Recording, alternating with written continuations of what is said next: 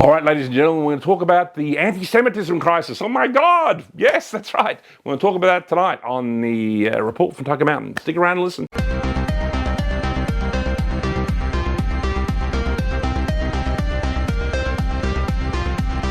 All right, ladies and gentlemen, as we well know, there's a kind of anti-Semitism crisis apparently going on.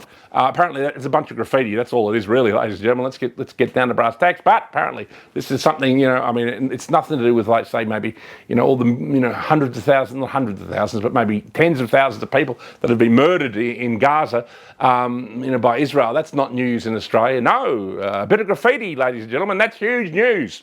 And that also means that Australians need to have their, freedoms of speech limited. So, what's going on? I mean, look, I have no idea what's going on. People are behaving crazy. I do know this. It's coming from two groups. And obviously there's been some kind of leaked ASIO document that the main, people they believe behind are the foreign agents. What does that mean? Well, that can mean two things, in my opinion. That can mean the graffiti is being funded by, say, an Islamic State. It could be funded by Lebanon. It could be funded by Iran. And they are paying local Muslims, or even paying homeless people, to go commit these attacks. Or the other thing is it could be done by Israel itself, because there is a long history of, these graffiti kind of attacks being, essentially false flags. And then what happens, of course, that, the government becomes hysterical, everyone becomes hysterical, and they pass more laws limiting freedom of speech. Now that is quite believable as well. I would say, I don't know, it's probably 50-50 in my head which one it is, but it's one of those two, I would say, is what's going on. And I don't think Australians should have our freedom of speech limited because foreign actors want to play their games in our country. I think that's utter nonsense, ladies and gentlemen. So, it's just, you should be able to talk about any group of people when they're involved in mischief. For example, if you want to talk about Muslim terrorism, you should be able to talk about that. You know what I mean? And it shouldn't be a problem.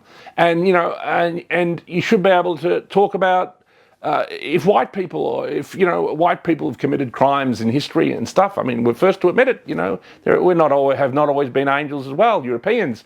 But, I think, within the Jewish community, there are people within the Jewish community that have gotten up to no good over the years, and I don't think it's a problem to talk about that either. So I don't think any of this is problematic. It's not Islamophobic, it's not anti-Semitic. Just talking about things is completely reasonable, ladies and gentlemen. So, and as to things like symbols and you should be able, you can fly, for example, the hammer and sickle, which is the communist flag, which killed over 100 million people, but you put up the Nazi flag and that you go to jail, or, all this stuff, in my opinion, is utter nonsense.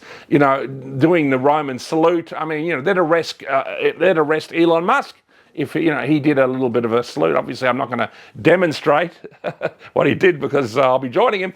But there you go. So they would arrest Elon Musk, wouldn't they, if he'd done that here? So I think all this is utter crap. They've arrested numerous people, including a friend of mine, Damo, who was just mucking around at an event, even if it's meant in humour or just as a demonstration, people can be arrested. So all this is just a hysteria.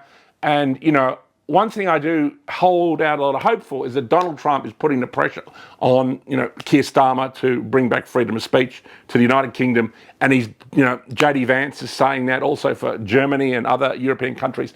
And I hope that that pressure is also put on Australia, that freedom of speech will be maintained here, because we can't have any kind of reasonable discussion without it. So I just think ignore all this rubbish at the moment, all this hysteria, and do not pass any new laws. We don't need any more laws in this country for this nonsense. Hate speech is always just about shutting down people whose conversation you don't like. And that's the report from Tucker Mountain for this week.